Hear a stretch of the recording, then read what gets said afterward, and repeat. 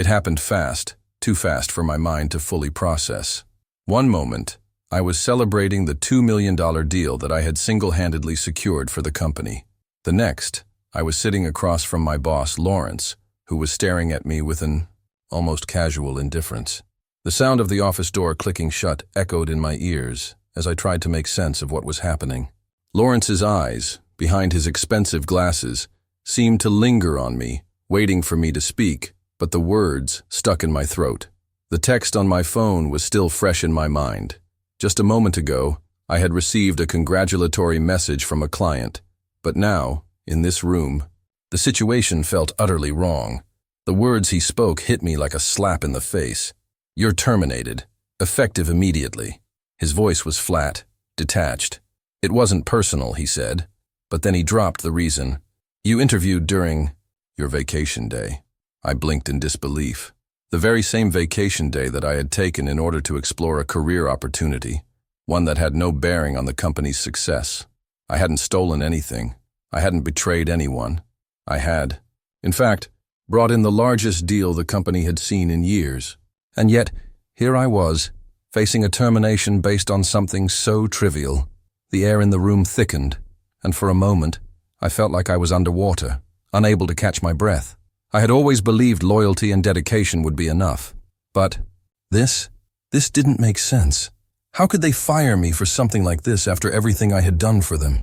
I had given my best years to this company, worked endless hours, put relationships and deals first, and now it all felt like nothing. The shock quickly gave way to a deep, searing confusion. Everything had been perfect just an hour ago, and now the ground had shifted beneath me. My mind raced, trying to make sense of it all, but the more I thought about it, the less sense it made. I had started at Driefield Robotics fresh out of college, eager to make a name for myself in the business world. With my degree in business and a decent GPA, I wasn't exceptional, but I had a knack for connecting with people, for understanding what they needed, and for delivering solutions. Early on, I took this skill to heart, building a reputation within the company as someone who could close deals, solve problems, and always exceed expectations. In my first year, I was named Rookie of the Year, a recognition I wore like a badge of honor. From there, I kept climbing, becoming one of the company's top performers. By my third year, I had already generated millions in revenue for Driefield, and my efforts were not going unnoticed. My numbers were consistently higher than my peers, but it wasn't just about the metrics. I was constantly building bridges, forming lasting relationships with clients and suppliers. I understood that business wasn't just about the products, it was about the people behind them. I worked weekends, took late-night calls, and made extra trips to meet with clients. I wasn't just selling products, I was solving their problems, providing the solutions they didn't even know they needed, and those efforts paid off.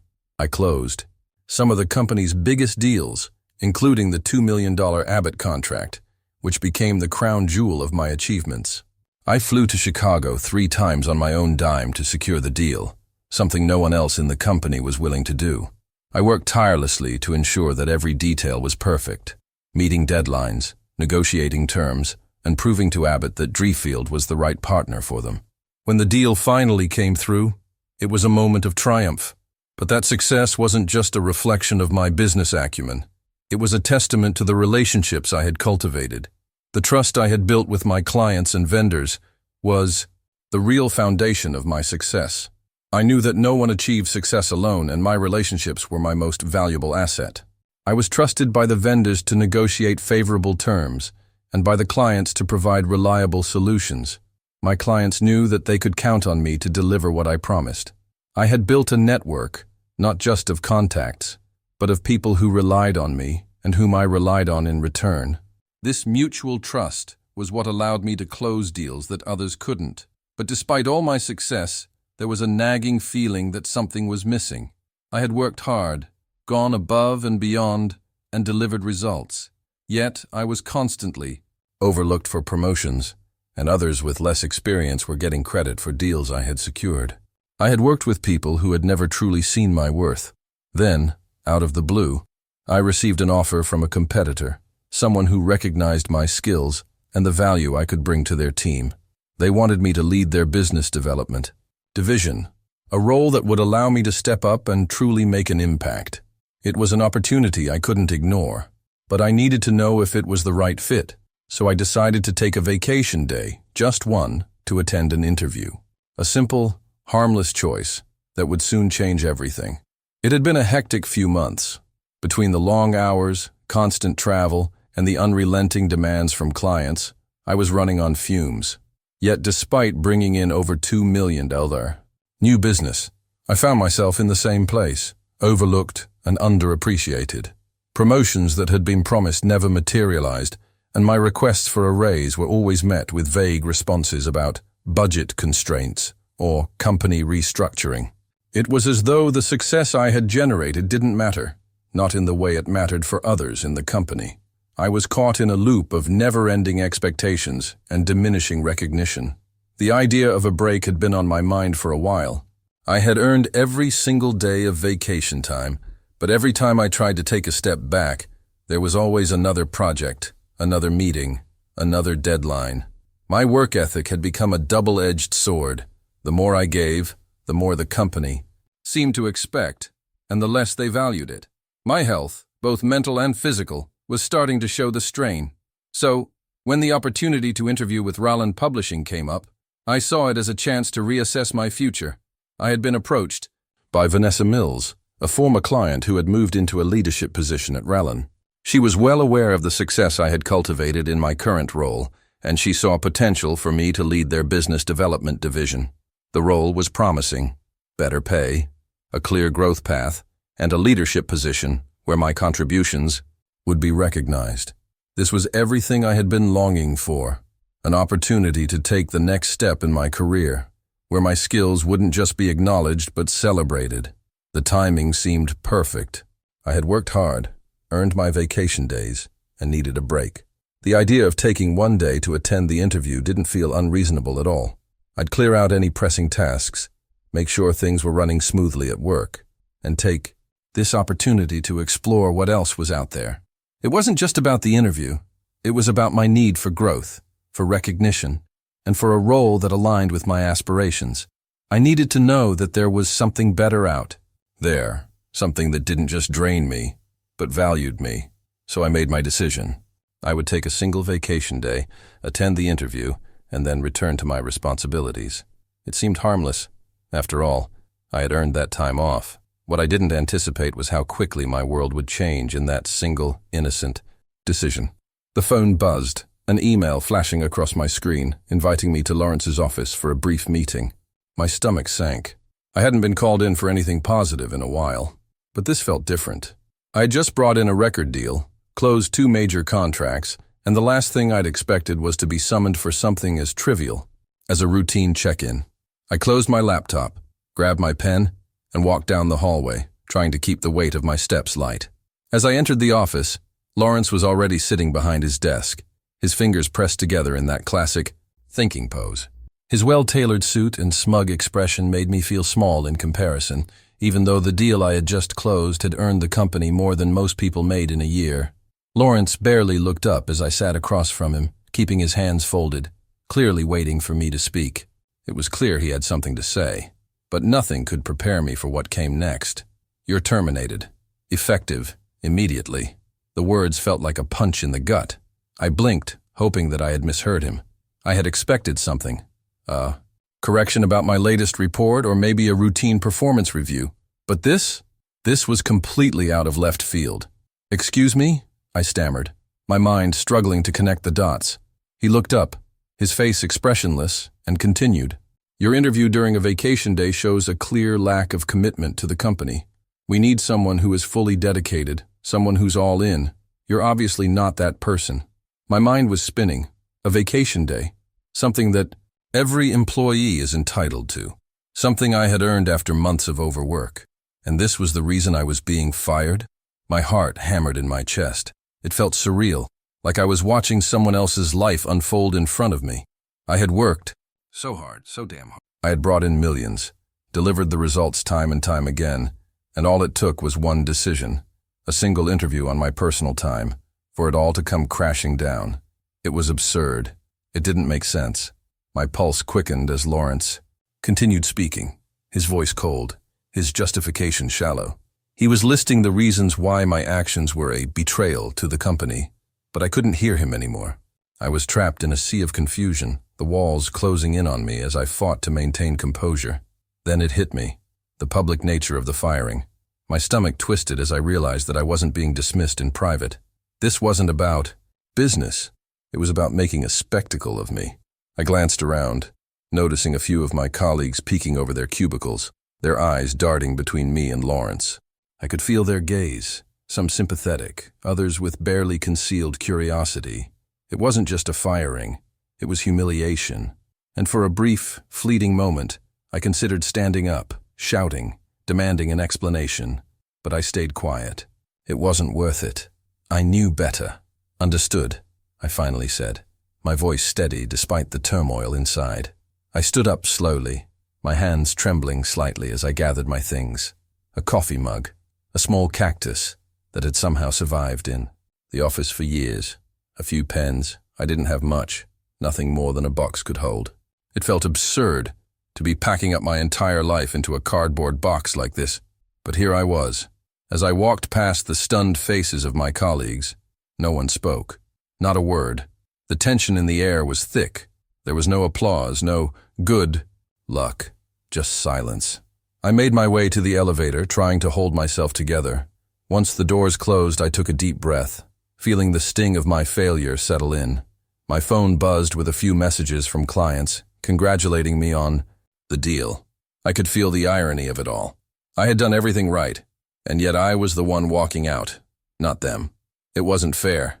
But fairness had never been part of the equation. The moment I walked out of the office, it felt like everything I had worked for had crumbled in an instant. Fired. After closing the biggest deal in the company's history, bringing in $2 million in new business, and being told I wasn't committed enough because I took one vacation day for an interview. The absurdity of it all hit me like a freight train.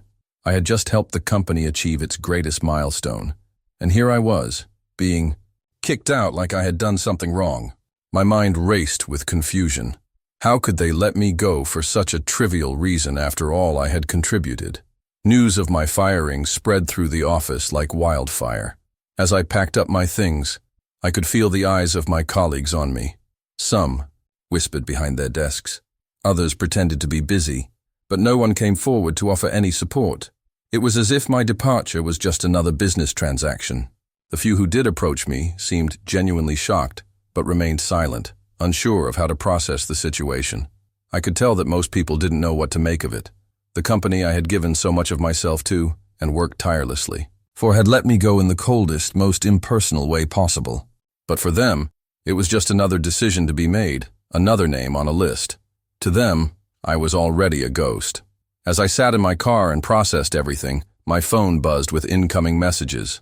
Clients, vendors, and even a few colleagues reached out, expressing concern over my sudden departure. "What happened?" a longtime client asked. "We thought everything was going great." Another vendor who I had worked with for years texted, "This doesn't make sense. You were doing amazing work for us." It was heartwarming to know that the people who mattered, the ones I had spent years building relationships with, were genuinely concerned about me. Their support only made me feel the sting of betrayal more deeply. I had invested in these relationships, given my all to these people and the company, and yet here I was, being discarded as though I didn't matter. The days passed. The initial shock began to fade, and I found myself reflecting on everything that had led up to this moment. I had been loyal to the company for so long, convinced that my dedication and hard work would eventually pay off. But the reality was harsh. Loyalty, it seemed, was a one-sided contract. I had spent years working late nights, making countless sacrifices, and dedicating my personal time to growing the business. But when the moment came to show me appreciation, it was nowhere to be found. I had been underappreciated, undervalued, and overlooked despite my performance. What had I really gained by staying loyal to a company that didn't value me in return? This entire situation made me question whether staying in a job for years, giving it everything I had, was worth it. Was it worth all the sacrifices I made in my personal life? All the moments missed with friends and family? The weekends spent working? The countless hours spent chasing clients? and the stress that had become a constant companion. The firing was a brutal wake-up call. It made me realize that, at the end of the day, a company would replace you in an instant, no matter how much you've given. My worth was never really about what I did. It was about how I could be replaced. However, as I processed the fallout, I also began thinking about how to move forward. Rebuilding wasn't just about finding a new job or recovering financially. It was about restoring my sense of self-worth. I had always believed in my skills, my ability to get results, and the relationships I had built. I knew I had more to offer, not just to a company, but to myself. I had to remind myself of my value and what I brought to the table. I had to rebuild not just my career, but also my confidence, knowing that the failure wasn't mine. It was theirs. They had made the mistake, and now I had to learn from it. In the midst of my reflection, the phone calls started coming in. Industry colleagues and former clients reached out, offering opportunities, advice, and reassurance. "I'm sorry to hear about what happened," one of my former clients said. "If you're open to new opportunities, I know some companies that would love to have you." Another colleague texted, "Don't worry, Jared. We've all seen what you can do. You're going to land on your feet." These calls were unexpected, but they gave me the confidence to see beyond the immediate frustration and anger. I wasn't just being discarded. I had built a reputation, and people recognized my value. As the opportunities began to come in, I realized that the firing, while painful, was a catalyst for change. It pushed me to reassess my career and what I wanted out of life. It wasn't about staying loyal to a company that didn't care about me. It was about finding a place where my skills and efforts would be appreciated. The calls that came through were more than just offers for jobs. They were a reminder that I had a future beyond what I had been told. It was a future I was going to build on my own terms. In the end, my firing wasn't the end of my story. It was the beginning of a new chapter. And for the first time in a long time, I felt a sense of freedom. The world was bigger than the company that had let me go, and I was ready to step into it. After being let go, I made the decision that would shape my future. I refused to let a single unjust firing define me. I had spent years building my skills, establishing relationships, and achieving results that brought millions of dollars to my previous company, only to be discarded in a cold corporate maneuver. Instead of wallowing in anger or self-pity, I chose to focus on my strengths, knowing that my abilities were valuable and would be recognized elsewhere. I wasn't going to settle for less than I deserved. I reached out to the network I had built over the years. Former colleagues, clients, even competitors, people who had seen what I could do and understood my worth. It didn't take long for the calls to start coming in. The buzz was real. My inbox filled up with messages from people offering support, asking if I was open to new opportunities, and expressing disbelief over my firing. The more I reconnected, the more I realized how much I had to offer, and how many people were eager to work with me again. The offers came in fast and furious. Several companies had heard about my achievements, and they were willing to pay well for my expertise. I was approached by large firms, consulting groups, and even startups. Each offer had its own set of advantages, but none felt like the right fit. It was tempting to jump at the first shiny opportunity, but I knew I had to be strategic. I wasn't interested in being a part of another soulless corporation that would only use my talents for a limited purpose. I needed a place where my experience would be valued, where I could continue growing, and where I could make a real impact on the team and the business. After much deliberation, I accepted an offer from a company called Nexus Solutions. Unlike my previous employer, they had a more progressive, open-minded culture that encouraged creativity and long-term thinking. I was offered a role as Vice President of Operations, a position that would allow me to lead projects, make key decisions, and implement the systems I had perfected over the years. But what stood out the most to me was their commitment to transparency, mutual respect, and long-term growth, values I had always cherished. They didn't just want someone to fill a seat. They wanted someone to lead with integrity, someone who understood that business was built on relationships, not just profits. In my new role, I immediately felt a sense of ownership and purpose. I wasn't just another cog in the machine. I was in control of my work, and my decisions had a direct impact on the company's success. The first few weeks were a whirlwind of meetings and strategy sessions. I made it a priority to meet with my team, listen to their concerns, and learn about the areas that needed improvement. I was eager to implement the best practices I had learned over the years, and the company was open to my input, eager for change and progress. The transition wasn't without its challenges. There were a few bumps along the way, but every obstacle presented an opportunity to showcase my leadership abilities. I focused on streamlining operations, improving supplier relationships, and refining our customer service processes. Within the first 6 months, our revenue grew by 20%. Client retention improved dramatically, and we even won several major contracts. I had rebuilt the systems that had made me successful in the past, and now I was creating something even better. One of the most rewarding aspects of this new chapter was the culture we built together. I was given the freedom to implement the same relationship-based strategies I had used before, but now I had the resources and the team to support me. My success wasn't just about hitting numbers. It was about creating a collaborative environment where everyone could thrive. We celebrated achievements together, and I worked hard to ensure that every team member felt heard, respected, and valued. As the months passed, my role grew even more pivotal. My leadership style, once seen as old-fashioned by my previous employers, was now seen as a key to the company's success.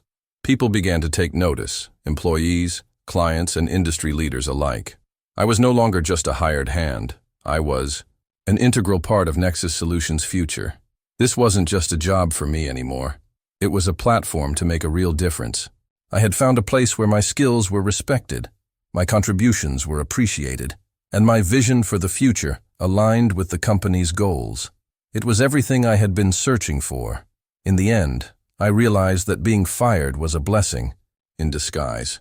It forced me to rethink my path and led me to a place where I could finally make the impact I had always known I was capable of.